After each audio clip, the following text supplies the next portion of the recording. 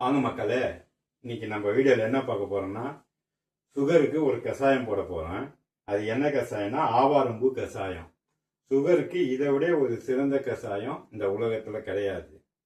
நார்மலா ஒரு மனுஷனுக்கு சுகர் எவ்வளவு இருக்கணும்னா சாப்பிட்றதுக்கு முன்னால 100க்குள்ள இருக்கணும். 100க்குள்ள இருந்தா அது நார்மல்.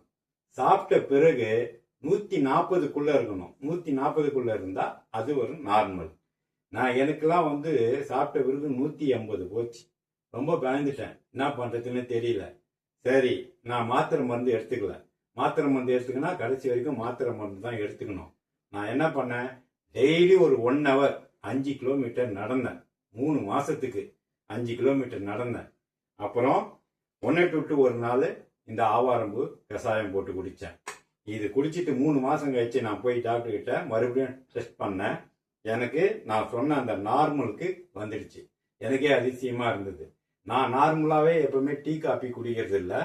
அப்புறம் பழங்களும் சாப்பிட மாட்டேன். பழங்கள் ரொம்ப ஸ்வீட்டான பழங்கள் சாப்பிட மாட்டேன்.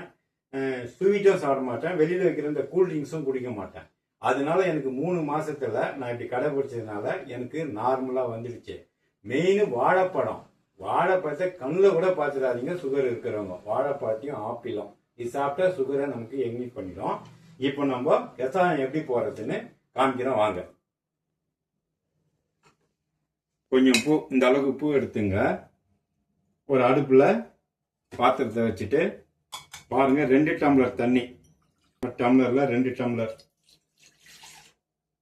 டம்ளர் தண்ணி ஊற்றிக்கிட்டேன். இது ஒருத்தருக்கு உண்டான அளவு. மிஞ்சி போனா ஒரு 10 நிமிஷம் கொதிக்க விடணும். அதாவது நம்ம 2 டம்ளர் தண்ணி ஊற்றிருக்கோம். 2 டம்ளர் தண்ணி 1 டம்ளர் ஆகுற வரைக்கும் நம்ம கொதிக்க விடணும்.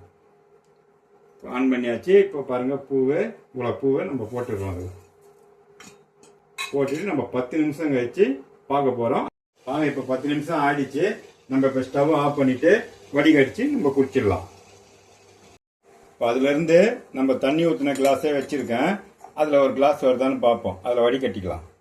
பார்த்தீங்களா, நம்ம இப்போ தண்ணி ஊற்றணும் இல்லைங்களா, அதில் கரெக்டாக இப்போ 2 டம்ளர் ஊற்றணும். இப்போ நமக்கு 1 டம்ளர் தான் கிடைச்சிருக்கு. இந்த அளவுக்கு நம்ம சுண்டை வச்சு எடுத்துக்கணும். பாருங்க மக்களே, இப்போ கஷாயம் நல்லா ஆறிடுச்சு.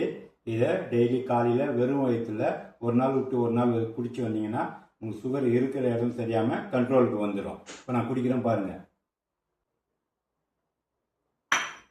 அவ்வளோதான். வீடியோ பிடிச்சிருந்தா சப்ஸ்கிரைப் பண்ணுங்க.